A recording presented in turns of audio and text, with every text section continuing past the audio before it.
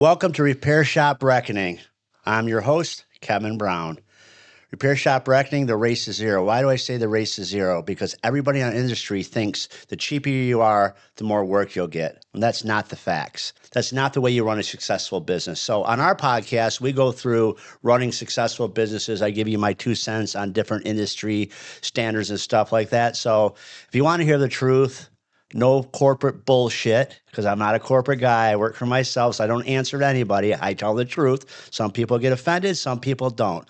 That's okay. They make Disney, which is 2 doors down if you don't want to be offended, because I'm going to offend you. I guarantee it. So if you want to hear the truth about what's going on in our industry, buckle up and let's go. So today's episode, we're going to go really deep into service advising, and I'm going to break down section by section how I do it in my shop. And this has taken a long time to get to the point I'm at right now to kind of plug all the holes. You know, you have problem after problem after problem over the years, so you just keep building onto your process. And I think I have it pretty tight now. About 8 months ago, we revamped and got into blended AI in there. So that was a little bit of struggle figuring the AI out and getting all the guys trained on the AI. Then training the AI itself, it kept going off the rails. So I kept locking the GPT down to, stop adding emojis and stuff. It was like starting to evolve on its own. I'm like, do not evolve unless I tell you to evolve. So I had to give it a strict set of rules to keep it there, because it's a generative piece. It's a little robot, so it's trying, I'm going to help him do this. I'm going to help him do No, Mr. Helper. You're like my wife when we're going down the road, and she's always telling me there's a red light or a stop sign that, I'm not going to fucking stop at, or I'm going to run the red light. So little helper, just stay in your own lane, and we'll just work really good together, right? So I wrote my list, and the reason I write these lists is because I didn't want to miss anything in my process, and I wanted to have everything documented so I can go through it line by line. I don't know if this will be 1 or 2 episodes, but we'll just run through it and then we can decide to cut it, or whatever. Yep. So the intro, why service advising is really about controlling the front office. Well, let's start at the very beginning. You have to build trust, with your customers. They have to trust you.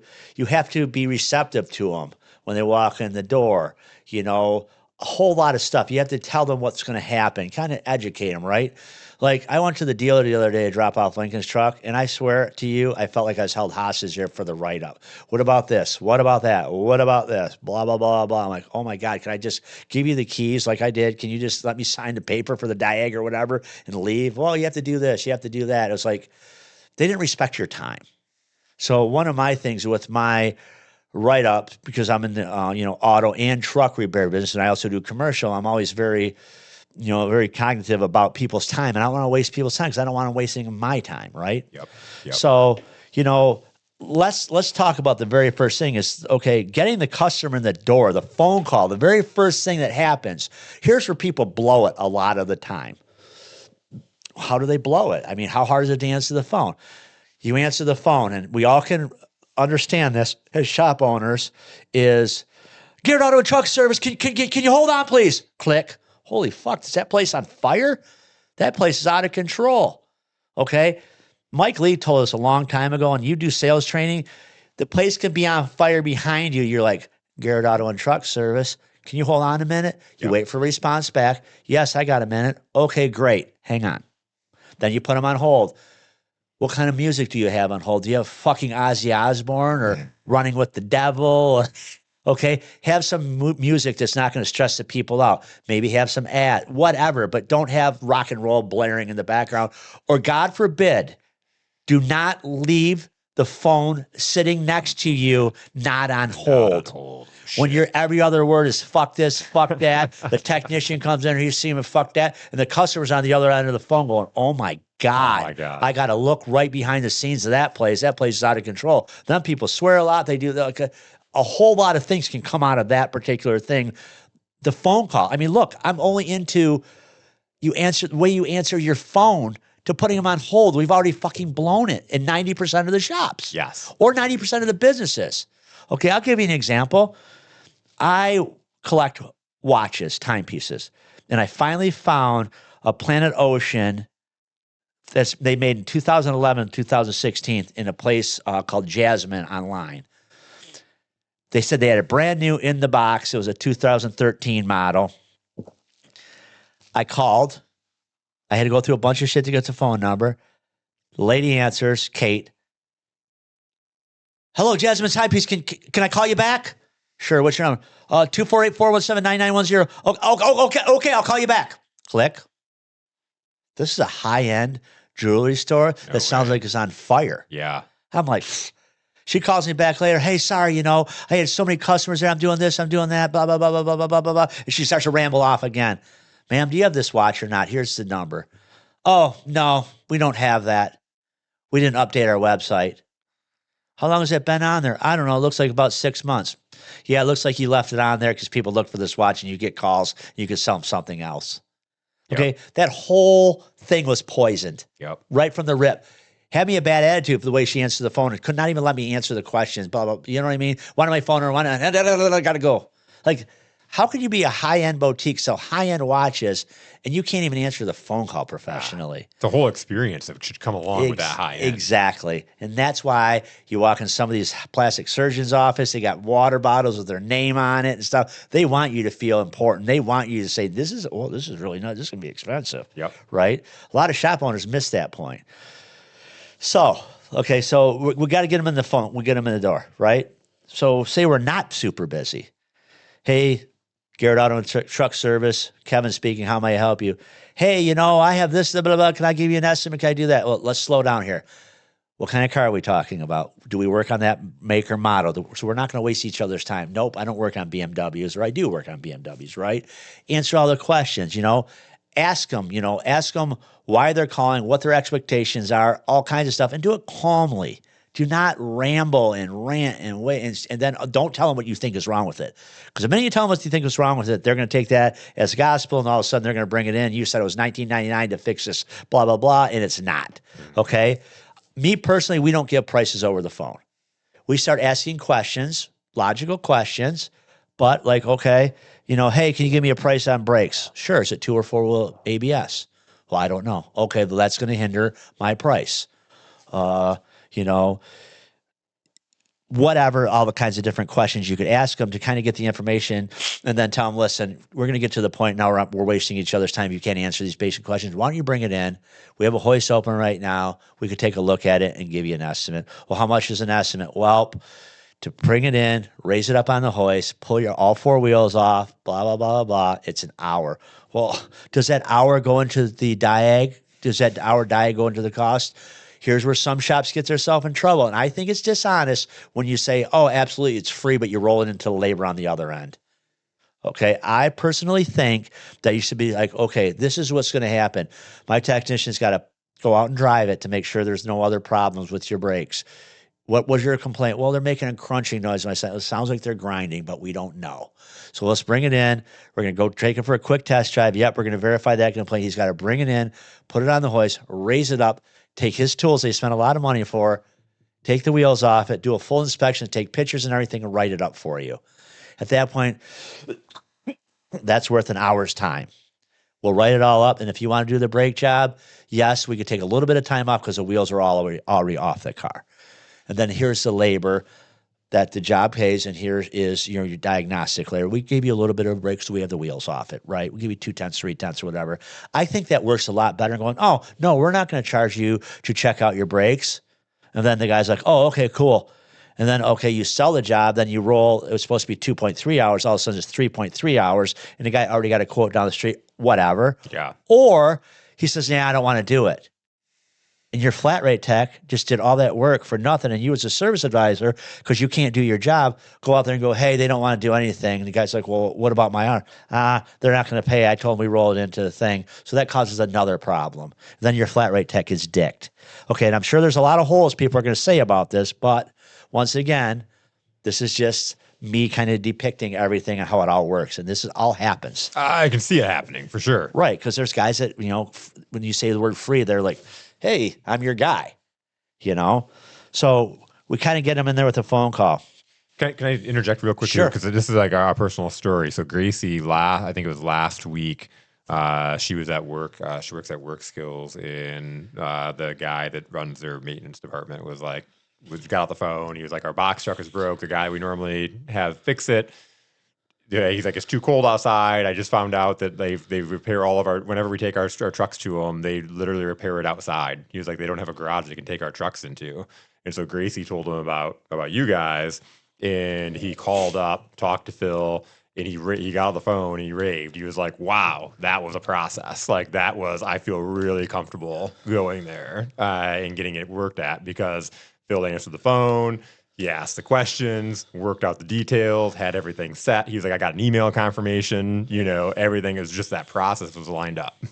And I am not fucking bullshitting. That stuff really happens at my shops, and I've put a lot of time into it to make people feel comfortable that we are qualified. Yeah. Right. And it was like something that he was like, he went back to Gracie and was like, that was a great experience. Yeah. It's awesome. Glad to hear that story. That's the first time I heard it. That's great. So first impression, here's where a lot of shops fall down on the job. And I can go ahead and prove this to you. When you walk into a shop, you get one time to get a first impression, pretty much anywhere. Would you agree with that? 5,000%. My shops, you walk in, they're sparkling clean. My one shop has our podcast studio, and people are like, man, this is the cleanest shop we ever. My front showroom's all barcoded, it's organized, it's clean, okay? I really think if you are going to be a professional, be professional from the front door to the back door, Yep. right? A lot of these shops, I'm an animal lover, but I don't think it's a place for an animal in your business. We had the Taekwondo school, and Melissa started bringing her dog there, and we're like, no dog. Shane and me are like, no dog. We both love dogs. Our dogs go everywhere, but there's a time and a place to have your dogs or your cats or whatever, Not to mention, there's that one little kid. Your dog could be the nicest dog in the world, and there's that one little prick kid that's going to do something. The dog's going to bite him. And now you open yourself up. And now you open yourself up. And I'm not, I don't like, once again, I don't have a problem with dogs, but I think they have their place. Okay. Yep. And I'm not throwing shade on anybody. It's everybody could do what they want, but in my business, we don't let our animals in. Okay. I just think it's so. You walk into Garrett Auto and Truck, it's nice and clean. It smells nice. My wife puts air fresheners in the plug-ins. Then we go to that place, Bed Bath & Beyond. Everybody else goes to get screwed at. You buy one for $9,000, you get the other for free. But we smell, and people walk in and go, man, this is a really nice shop. It smells nice in here too. Okay. So then you make it in the front door, and already you got a good feeling, right? And then your guy's sitting over there. Yeah. What do you need? You're like, who the fuck is this guy? Right? Then all of a sudden you're like, wow, I don't trust this guy. I'm already bothering him, And he sets down his bologna sandwich, and he's all pissed off and wipes his face. Yeah. What do you want? Okay, yep. Guess what? You just blew that, right? Yep. You walked in, you had this beautiful place, but the guy behind the front desk is not professional. He walks in. I'm not going to say a shop I went into last week for one of my consultants. I was talking to him about consulting, and I told him, man, your guy at the front desk, he looks like shit, and he acts like shit. I didn't walk in and say, hey, how you doing? What can I do for you? Yeah, I'll be with you in a minute. And then turns his back to me. I'm like, wow, I feel really wanted already. If I was a customer, I'd be like, who's this? Fuck this. Yeah. I'm out of here. Yep. So, you walk in Garrett Auto and Truck, I could always do a video when you walk in. You have 2 service desks, and here's something I learned a long time ago in one of my sales books. You don't want your desk lower than the person when they walk up. That psychologically gives them the advantage over you when you're lower and they're standing up. It's a psychological thing. It goes back, and I'm not even going to try to talk about it like I know what I'm talking about. It works. So, yeah. But so I have my desk where I have high chairs, and I have my desk where they're eye level with people. So we're equal. Yep. You got Lincoln on the left. You got Phil on the right. Welcome to Garrett Auto and Truck. What can I do for you? You look behind, it says, welcome to Garrett Auto and Truck. All of our signs are laid out with the rules and everything. What can I do for you? Here, I don't even need this piece of paper, but I want to make sure. I'm just going to go through it. So what can I do for you? I want to drop off my truck. Okay, what's wrong with your truck? Well, the rear door's having a problem going up. Okay, hang on a second. Let's go ahead and get the microphone started with the AI, because we're going to go ahead and summarize this back and forth. So I'm going to talk to you. We're going to talk back and forth. I'm going to also write it down. I'm going to give you this piece of paper that I need all your information, and we're going to go over your information together when we're done so I can read your writing. Right? Because a lot of times they scribble and then they leave. We don't know what to do. And then we tell them what to expect for our diagnostic services, okay? Each concern is an hour labor. If we can fix that concern in an hour, we will take care of it for you. If we can't, we will give you a full write-up with pictures and everything, and we'll tell you why we got to this point in 1 hour and why we need more time, where we think we're going. Simple as that. Are you okay with that? Yes, I am. Okay, let's move to the next step. Here's a piece of paper. When I push the piece of paper, it's already, the architect's already there. I've already put this structure in place. When that paper goes across, can I have your keys? Why? Because I forgot to ask for keys 101 times over the years. The customer gets back to work, gets home, goes on vacation, whatever. I don't have no keys. The thing is, happens to always be in the wrong parking spot. Yep. Okay. So I asked for their keys. They're filling out the paperwork. I set the keys off to the side. They fill out all the paperwork. I tell them, okay. They're talking. What happens? Oh, I need my door. When does your door act up? On a sunny day, going uphill, taking a right-hand turn, it seems to bind. That's all being recorded, and we're also writing it down on the bottom of this slip in case something glitches with the microphone or whatever, right? Yep. So we get it all written up. We say, okay, when you walk out the door, we're going to go ahead and write your car up. We're going to take pictures of all four corners of your car, the dashboard with the car running.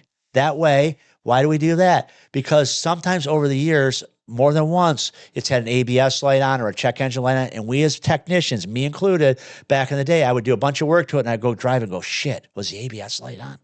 Uh-oh. I could go back now and look at the pictures and say, yes, it was on, number one. Yep.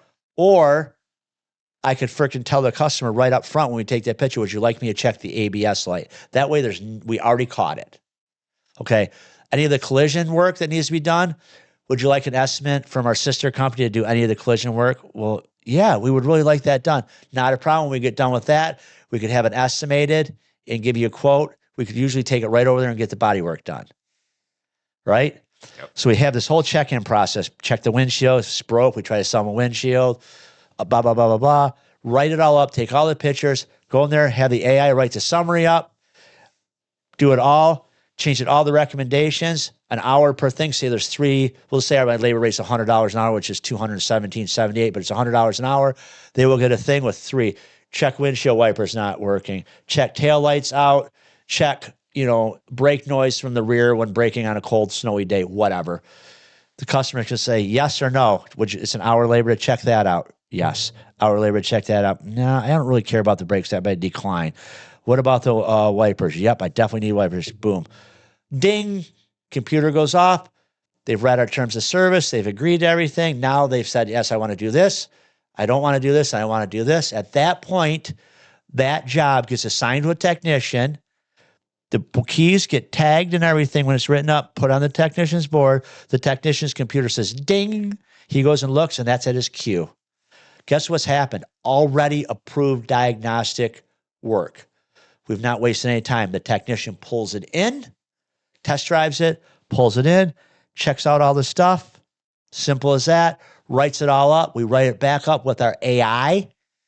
So it's a nice, well thought out message back to the customer. We take the pictures of what we found. The technician does.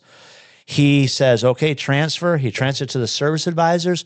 The service advisor board, whoever service advisor has, it goes ding. They look up on the board and it says estimate waiting. At that point, one of the service advisors goes in there and hits the time. I look at that way. They within a couple hours, some guys need to be on that. These guys are flat rate out back. They're not working. They're not making any money. So at that point, they would start to get the parts. Hey, send an email. I need a parts quote for this stuff because we work on trucks a lot of the time, and we wait for the quote to come back and they plug it all together and go from there. So that's the quick and nasty how our flow works. So now I could do this section by section and put some deep context in it so it kind of goes a little bit better. I just want to, because as you're sitting and talking, you think about the story you told about the high-end jewelry store and you're calling and being a luxury experience. And this is the difference between where she should have been. You're providing a luxury experience. And there may be some people, they just land a deal or people are going to buy anyways. And so they're like, my shop's a mess or it's dirty. And they're going to put in the comments, like, it doesn't really matter, any of this stuff. How many of those people are beating you up on price? None. Right? And I'm saying you have none because you're providing a luxury experience. Yep. When there's holes, when they're walking in and they've got to wait and they're getting the rude experience and there's grease and dirt and the dogs and all the things that we're talking about, I'm gonna ask for a discount. it's so much easier for me to haggle the price or demand a lower price because you're giving me a lower experience. I would totally agree with that. Now I could actually go section by section here and kind of break it down of why I came to these conclusions, why we have these in place. Like, okay, the very first one, nobody likes to call. Okay, let's start here. I'm going to pick on the dealers. How hard is it to get a hold of your service advisor at the dealer? It's almost impossible. You hear that number one complaint. Yep. Okay. So them guys are running ragged. They have so much stuff to do on. They don't answer the phone. And let's go ahead and be honest with you. A lot of people hide behind their voicemail. They could literally be like, I'm at my desk. I just talked to you and stuff like that. And you say, oh, shit, I forgot to ask them. You can call them back and you get the voicemail. They don't call you back for 3 days. Okay. Me personally, we don't use voicemail at the shops. I have a voicemail at my desk. I should send the telemarketers to it. The other day, it sent me a message. It's full of 99 freaking messages. I don't even, if you need to get a hold of me, Yeah. you know how to get a hold of me. Okay. So, the voicemail, I kind of think it's a thing of the past, but it's pretty frustrating with a lot of these people that have their car in the dealership and that's their only way to get around back and forth to work and stuff like that. And they can't get a call back. And it happens a lot. Maybe some dealerships are better than others. I don't know, but I know when I deal with dealerships, it's usually hard to get a hold of somebody. And it makes a bad situation worse because now they're making up the story in their head. If you're not getting back to them, they're filling in the parts and they're pissed off by the time they get to you. Right. And then you're worried about your paycheck getting clipped because you got a bad survey. Well, if you don't call people back, you fucking get it. And let me tell you another thing. Let's go ahead and expand on that. If you tell me, hey man, I'm really busy, I've been so busy today, I couldn't even get back to you. You're a fucking liar because you know what? Here's the thing that people don't realize. Read receipts number one. We had that rub me and you. I'm like, dude, you read my fucking message and you're like, yeah, I was in the doctor's or whatever. I'm like, okay. But then turn your read receipts off, number one. Number two, don't push shit on Facebook all day long and on Instagram and on everything, and then you're like, man, I didn't have time to call you back. My thing is, but you had time to go on QuickBook or on Facebook or Instagram or Snapchat. Yep. I seen you on fucking TikTok, but you're too busy to call me back. You didn't want to call me back. So let's just cut to the freaking chase. Yep. And it's true. Today's world, you kind of get caught. You do. Yeah. Because if you don't respond back to somebody and they see you on Facebook, literally they can see that you're active. Yeah. Like, God. So, like, the first impression when they walk in, okay, what do all these private equity groups you hear they do when they buy shops? Usually the very first thing they do, they usually gut the waiting area and redo it, make it all comfortable and make it friendly and clean and nice. Do you think they do that because they have nothing better to do? They want the customer experience to be there. So when the customer walks in, they're like, oh, man, this is a serious shop. These people are professional. Yes. Right? It's because they figured out a formula of what works. They come in and invest in these places that are probably already cash flowing and then just put a little bit of investment in it and boom, just that one change makes a difference. Raise all the prices, So, the first impression is so important. Should you have your guys in your front counter with their hats on backwards and freaking holy shirts and stuff like that? Well, it's a truck mechanic shop, bro. Who cares? No, we care. Okay, we're going to be professional. We're going to have shirts with our names on it. If we wear our hats, it's going to be a hat forward, right? Your hair's going to be combed. You're going to take a shower every day. You're not going to have greasy, long-ass hair. You're representing the company. Okay, you have to play the part. Yep. Okay, I don't care what you wear outside of work. You can wear a tutu and freaking, I don't give a shit. But when you're at the front desk, you're representing the company. Okay, and you watch your language. Okay, there's another thing.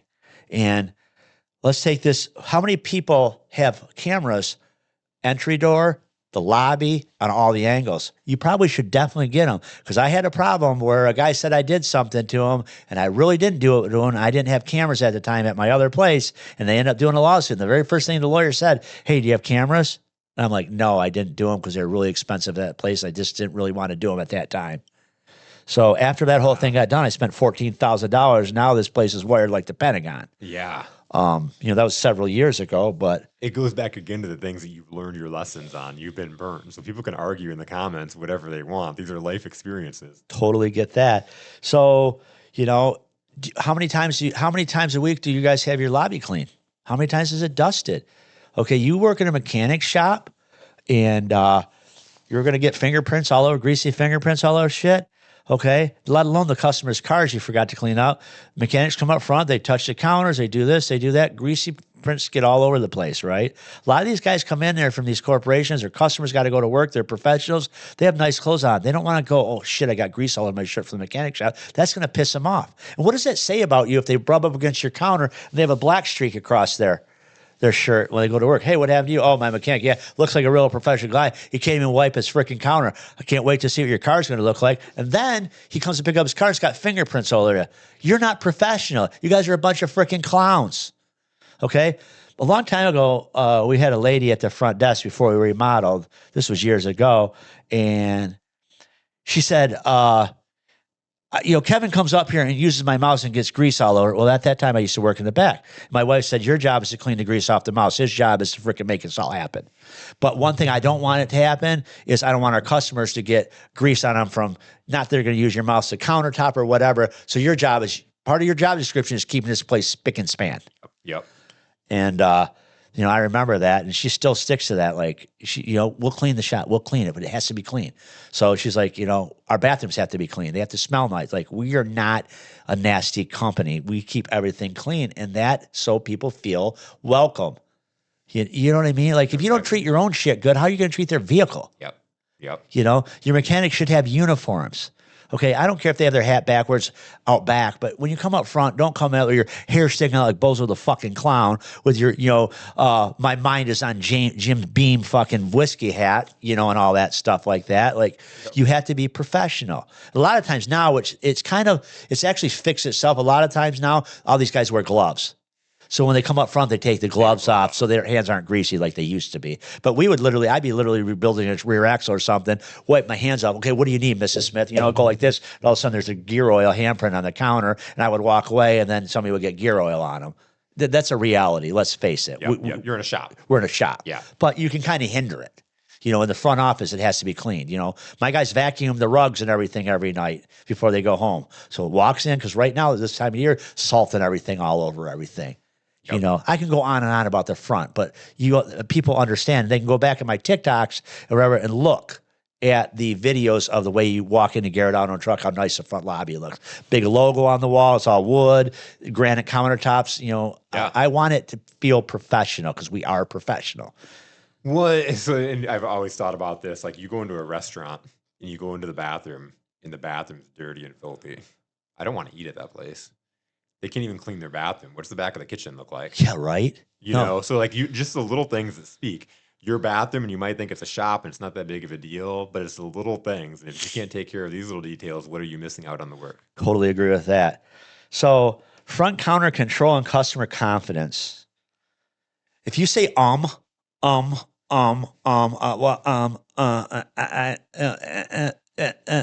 what does that show in the customer? You don't even know what the fuck you're talking about. You're the guy that's taking the keys, and you're the guy that's supposed to convey everything to the people in the back.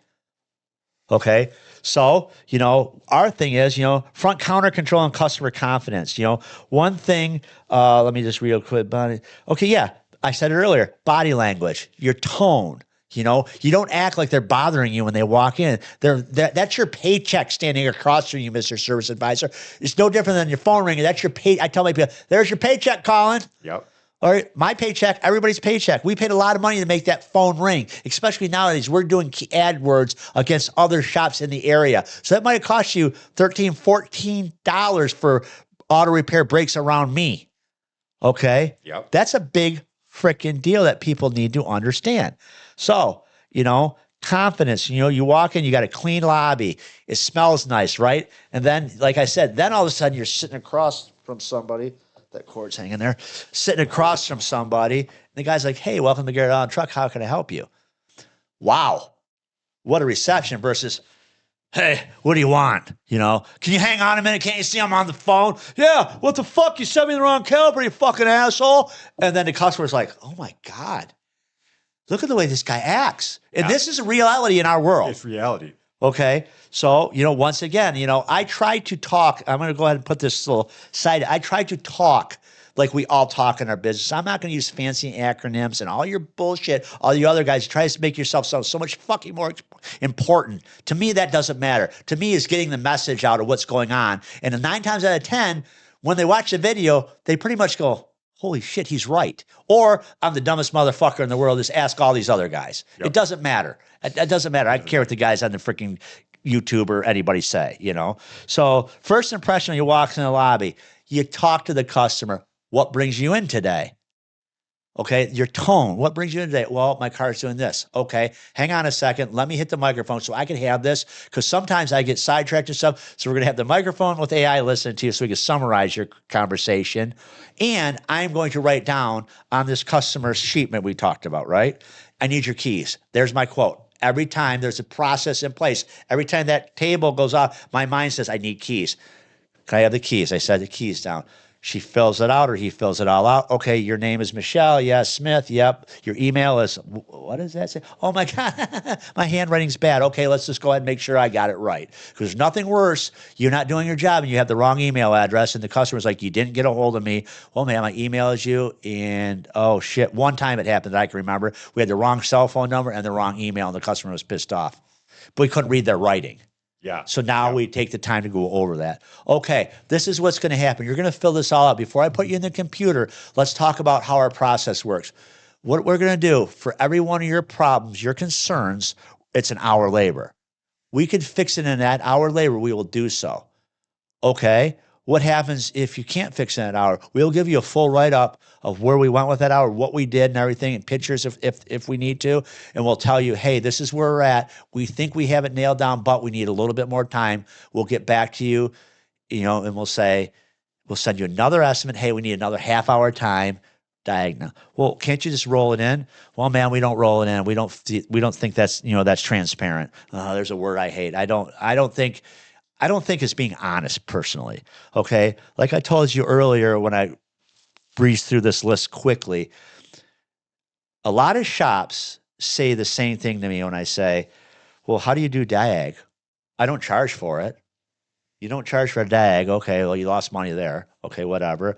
Or I just tell them, yeah, we'll just roll it into the repair and then I raise the repair up. Isn't that dishonest? In my opinion, it's dishonest. Honest. Okay, because they think they're getting something for free and you're tacking it on somewhere else. Yep. Shady business tactics. Yep. Guys are like, oh, here you go. I'm not the most wonderful guy in the world. I make mistakes too, but these are the way I do it in my shop because I don't like to freaking lie to people and I don't want to have to say, oh, wait a second, book time on that brake job is 2.2 hours, but you charged me 3.2. Why? Oh, there's that hour diagnostic fee that you said you weren't going to charge me for. You lied to me. Where's customer confidence? Out the window. Yep. But guess what? You're a slickster because you don't have the balls and you can't actually tell people, yeah, I'm going to charge you for this shit. My guy can't work for free. And I just talked about it with the brakes. Okay? If you lie and say it's free and then they don't do anything, where are you at? The flat rate tech gets dicked. Yep. And you're as a service advisor, you fail because one of your jobs as a service advisor is to make sure that mechanics get paid for their time. I beat that into my guy's head. Do you go to work for free?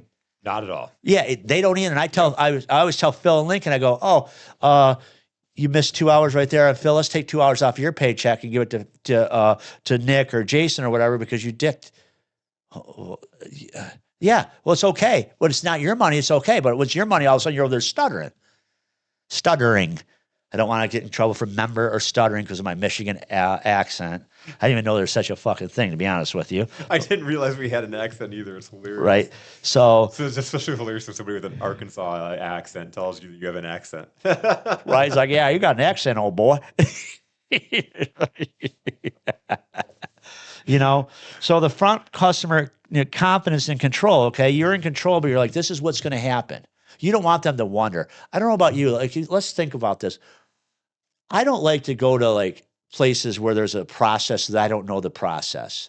Like, for instance, I remember going to that breakfast where I met you. What do they call it? Yeah, SiriusNet, yeah. Okay, I thought to myself, there needs to be more signs here. SiriusNet here, go here, see table 1.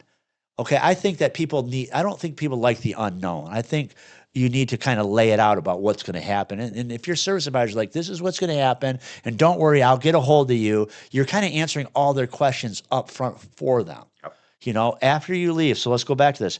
So after you fill out this sheet, we have all your information. We have your keys and stuff like that. We're going to go out there and do the check-in inspection on your car, take all your pictures, take a picture of your dashboard and stuff. Do you have any lights? Oh, shit, yeah, I have an ABS light on. Can you throw that on there? Absolutely.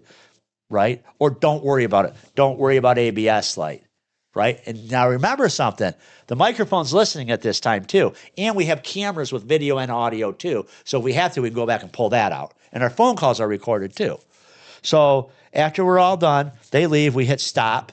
AI says, would you like to summarize it? If it's something that's just bullshit, we say summarize the conversation. So we have, a dialogue of back and forth. Or we say, no, we need the full conversation. Just make sure you put it in paragraphs so we can understand what was going on, because it'll jumble it all together. We copy and paste it into the repair so the technician can look and say, oh, I hear this they said. And that stopped us, the technician, going, what are you doing to the service advisor? Because a lot of times the service advisors aren't automotive technicians or truck technicians, and they leave that one piece of information out because they're trying to summarize it because they don't really want to write it all up. Well, now we wrote it all. The AI already wrote it all up, and we have it on a piece of paper too. So if there's a glitch with the AI, we still have it on the paper. Right? Yeah. So we've stopped the write-up. So now, customer says car stalls. That's what a normal service advisor would do back in the day when I was there, when I was running service. Car says customer stalls. But I would always say, okay, I would tell my service advisors, whatever the customer tells you, you write it exactly that way. I don't care if it doesn't make sense to you or not. You don't speak the language. Us mechanics do. Yep. With the AI, we have a whole dialogue of what the customer says. I'm at my grandma's house, under a quarter tank. There's something. Under a quarter tank, it stalls when I go around a corner. Well, somebody doesn't know cars might not understand with how important that little blurb is. They might, hey, it stalls when she turns a corner. Well, the car came in with 3/4 of a tank. So the technician takes out and drives around a corner, thing never stalls. Fine. But they left that little information out. This is where the AI comes in handy. And I am not going to, we're going to get into AI later and kind of break it all down. I'm not saying AI is the end all be all, but if you harness it, it's no different. It's a lot of power. Do you know what I'm saying? What do they say? Like if you could harness a piece of a lightning bolt, imagine the power you would have. Oh, it's huge. Right? That's no different from AI. If you use it correctly in your business, it will freaking make you more efficient. Just this example is huge because it's you can see that gap from car stalls versus car stalls when we have 1/4 of a tank. That's a huge piece of information. Right, exactly. So we have the customer's confidence, right? So after everything's written up, the customer gets our repair order digitally. We email it and we text it. Ding, or email. They open it up. It says, here's our terms of service. We had a lawyer in Michigan write everything up the way we should. We have a terms of service. They have to accept the payment terms. They have to accept everything in the terms of service. Then it takes them to the next thing. Here's your diagnostic charge. They can say yes or no, like we talked about. And they sign it and they initial it, each thing where they signed it. And then it comes back to us. Ding, the computer says, okay, he's good to go. We take it, we assign it to the tech. We say estimate fee approved or diagnostic fee. I think it's diagnostic approved. The keys go on the technician's board. Okay, so why do we have technician boards? Well, let's think about this. Each technician has his own keyboard. The keys are tagged. The guy doesn't have to hunt around for keys. The keys go right on his board. Okay, a lot of guys will throw them in a basket, do whatever. We have it. Their names, right? So we hang it out there. We have no paperwork. It's digitally. It shows up on their laptop on their job board, okay, with the customer's name approved. So therefore, the technician's ready to go. He could read the write-up. He could go out test drive the car. He could pull it in. He could check it all out. When he checks it out, let's just say that it's a brake inspection because the brakes are grinding.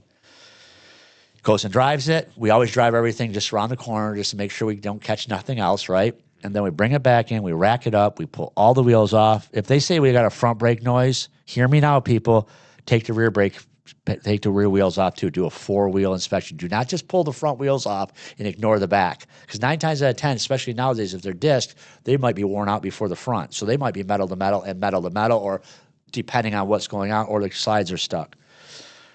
The technician looks at everything. Yep, the front brakes are grinding. These rotors, calipers, pads, whatever. Does the back. We take pictures of everything. He writes it up, goes to Chat GPT, pulls the microphone out on his toolbox. They all have computers and they have the $10 microphones. Hey, you got the wheels off this truck or this car. Front left wheel's grinding. right wheel is at 4% or 4 millimeters if you do, fraction or millimeters. Rear wheels have 10% left. Recommend doing rear. Caliper boots are cracked. See pictures. Da da da. They talk to the microphone. Hit enter. It writes it all up. My GPT that I designed narrowly that writes it all up. This is exactly what happened. He puts that in there. Okay, he says, okay. He has a labor guide right there. He pulls it up. Okay, this thing's, 2.3 hours to do this, whatever. Well, look at the caliper slides. They're all rusty and stuck. I'm going to, it's a Ford, with the caliper slides that stick, a pickup truck or a van. So I'm going to have to get extra time. The caliper slides are stuck. That's why the brakes are wore out. All this is in the write-up, right? So he can justify the extra time. Then he does the labor field, 5.5 hours, whatever. And then we put the parts in. Reman left caliper, rewrite caliper. We put generic names in there. The part number would be Reman caliper, Reman whatever, Reman starter, whatever. So my guys just start typing Reman. It'll bring a list up. They get caliper, caliper, left, right. They go boom, boom, boom, boom. Pick it all out. At that point, they say, okay, everything's all good. My pictures are in there. They change it to needs estimate. After they're done doing that, they send it over to Phil and Lincoln. Ding, it goes to the estimate waiting queue. Right now, huge TV in front of them on the wall that I put up there. And they start to clock, so we keep track how long it sits there. Because one time and another, we had a problem where the guys are like, it's taking forever up front for these guys to do these estimates. And then the guys have I can track it. Well, yeah, it's been sitting there for 4 hours. We're not that busy. What the fuck is going on? Okay. Now they're cognitive of watching that clock all the time. So far as that goes. So at that point, it got, they write up the estimate. They send the customer the pictures, the links, email, and text. The customer can approve or decline. It comes back ding. At that point, if it's over $2,500, we go ahead and send them a 50% down payment link. Why do we do that? It's simple. Over the years, we've got these people that said, go ahead and do it. Then all of a sudden, they don't have the money and they want to start having a discussion about how they're going to pay you or make payments, but they have to have their car. That's not how it works. So what we've done is, number one, parts are way more expensive and we do huge jobs. It's helped with cash flow. Oh, you don't run your business very good. You need help with cash flow. A lot of people are doing this now. Number two, it verifies the customer without calling the customer and going, do you have money? A lot of times, if they don't have money, and I will tell you, there's been times where the guys are like, you want half down before you get started? Yeah, well, I won't have the money for 3 weeks. Okay, let us know. We want to pay the diagnostic fee, and you can pick it up, and then you can bring it back. But we're not waiting 3 weeks. We're not putting our money on the street for 3 weeks. So that's just a side note, that we've done to control that. Once, we get the down payment, we order the parts. Why? Because if we don't get the down payment, we're not going to order the parts, right? Makes sense. Yes. You're constantly, and it's like little things and like going into sales, it's constantly qualifying your clients. Great. We're at the point of doing the job now. Like, are they really going to do it? Are they, because if they're struggling to the point they're like that, paying half is anxiety. What gives you confidence that they're going to give you the full thing when you're done in a couple days? Exactly. So we get it. The deposit, we at that point hit the button. It orders the parts digitally. You usually do it, through our auto parts store. I forget not auto integrate. It's just a fleets, but our program can do it. Shopwares can do it right from there. I forget the name of parts something, but whatever. The dealership repair link, we could order it right there, which kind of makes it easy. We don't have to pick up the phone again, right? So at that point, we've came up with this idea where, okay, you look at the parts now. The technician can look at the parts on his computer. It says on the way in yellow. He can look at the parts and say, okay, all the parts are on the way. So we've trained our auto parts suppliers, all of them. We give them the repair order number, dash, then the tech's name. We have shelves out there for each one of our techs with their name on it. So we've trained our auto parts stores. Now they bring the parts in, they put it on the tech's shelf. That's killer. So then they walk up front with the receipt. Phil or Lincoln receive it in Shopwares, receive part. At that point, guess what they print? They print key tags. Okay, there's 7 parts. They print 7 key tags. Why do you print seven key tags? They go out and stick the key tags to the boxes. So now we know what jobs and parts go to because we get a lot of parts on them shelves. So now all the parts are clearly marked for the technician to keep chaos down. Then if there's a core, we go ahead and we put a core in stock and we print a return sheet and tape it to the box for the cores. So when Fuller Lincoln go to close a job, they know there's a core on there. It's already out there for the auto parts to pick up with a tag with 2 on there. So the auto parts store has to bring one in. We have them sign it and put the date on it and a time. So then we put that second one, that sign and date and time, on a clipboard. He takes our part with the other slip to the auto parts store. In shopware, as you go into inventory, it shows up in pink where the returns and cores are for each individual. We ran into the situation where they're like, we never got this core. Not true. On this date, at this time, Mike Smith picked it up. Oh, shit. Yeah. Let me talk to Mike. Yeah, Mike brought it back. Not my problem. We have the signature. Okay. So at that point, all the parts are ordered.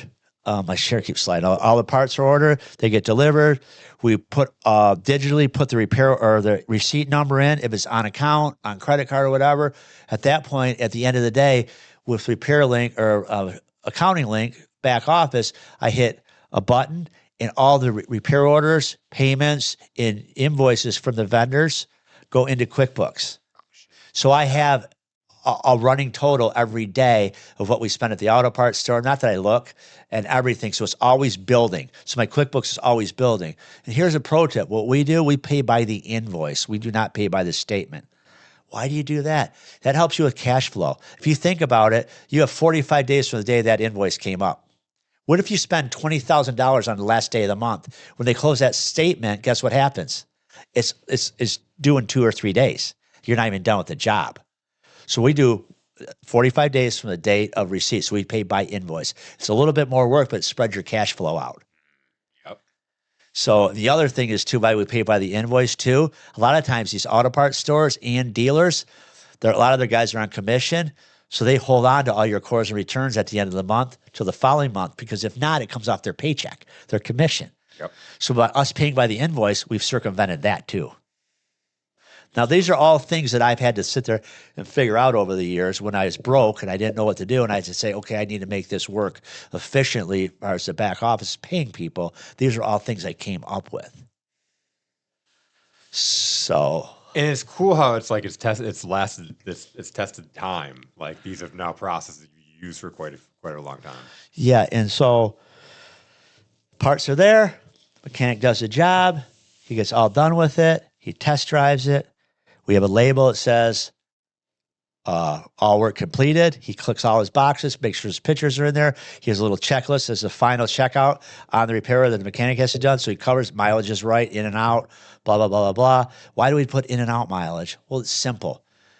Did you even drive the car when you got done? Actually, sir, we had a really hard time justifying what you were saying. So yes, look at your mileage in and look at your mileage out. We charge you a half an hour for driving this car around. Look at your miles. Oh, you drove it like 40 miles. Yeah, actually, you owe me another $10, whatever. But we do all that. And these are all things I've learned over the years to kind of put stop losses in place, right? So it says, they do all their checkouts on the repair order and everything.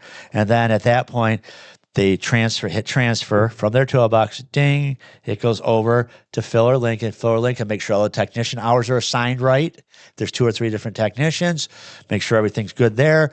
Make sure the mileage is in and out. Verifies their work, what they did, all their like little checkout sheets. At that point, Fuller Lincoln close it. Fuller Lincoln close it. They hit send. It goes to a text message and to an email to the customer.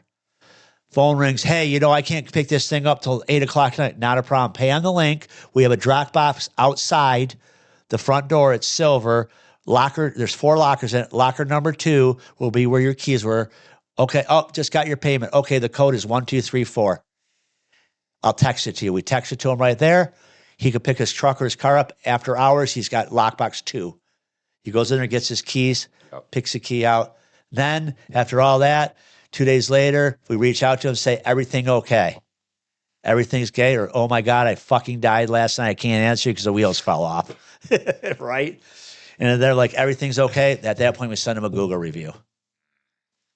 That was our process. I love how you lock down the process even afterwards, because like a lot of people, even good shops or good businesses, will do a great job up to here, and then they drop the customer off, and there's no follow up after that. And that really, even that Google review piece makes a big difference. Yep. And you know what? A lot of times we get all fives, but sometimes we screw up and we get a 1. Yeah. I look at it and go, huh, well, that's justified. Call the guy up. Yep, we screwed that up. What do we need to do? I'm not going to put that bullshit on there. Earlier on, I would look in the database and they wouldn't be there. Oh, we don't see you in our database. Can you call me? I'm the person. No, I don't care. Okay, yep, we screwed up. If you'd like us to take care of it, I see where it went wrong. We could take care of it for you. We stand behind our work. Give us a call at the shop. Talk to Phil or Lincoln. My guys aren't going to be like, we didn't do that. They'll be like, okay. Because 9 times out of 10, believe it or not, I guess you're supposed to say, half the time the customer's wrong or doesn't know what's going on, or half the time he's right. But I will tell you, with our process, we've nailed a lot of this stuff down. We really don't have these problems anymore. We have our warranty sheet that gets printed with every repair order. Our terms of service talk about, storage, talk about if you don't do this. It's a page and a half long. It's like Microsoft. You have to indemnify yourself against this stuff. You really do nowadays. All right, that's going to do it for this episode of Repair Shop Reckoning. If this helped you, please make sure to subscribe so you don't miss what's coming next. We drop real conversations, real systems, and real solutions every week. We'll see you back here next time on Repair Shop Reckoning.